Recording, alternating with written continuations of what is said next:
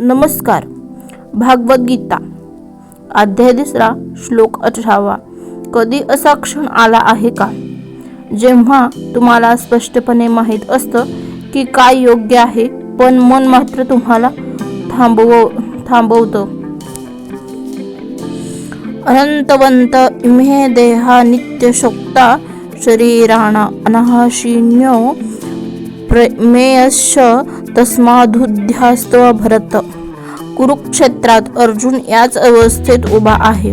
समोर आपलेच लोक, आत भीती आणि हात थांबलेले, पण श्रीकृष्ण त्याला एक कठोर सत्य दाखवतात. हे शरीर, ही नाती, ही बाह्यरूप सगळं नाशवंत आहे, एक दिवस संपणार आहे.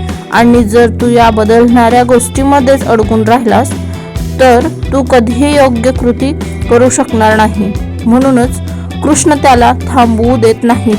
ते त्याला सांगतात, तस्मादुध्यास्व, म्हणून उठ आणि युद्ध कर. कारण प्रश्न फक्त युद्धाचा नाही, तो कर्तव्याचा आहे. जीवनात असे अनेक क्षण येतात जिथे भावना आपल्याला रोखतात. कोणीतरी दुखावले, मी करू शकतो का, जर चुकलं तर, आणि आपण थांबतो. पण गीता येथे एक स्पष्ट दिशा देते.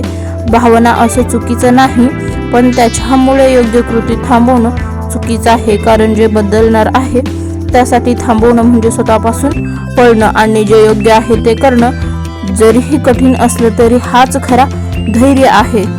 म्हणून कदाचित प्रश्न हा नाही की परिस्थिती किती कठीण आहे, प्रश्न हा आहे की तुम्ही तुमच्या कर्तव्यापासून पळत आहात का.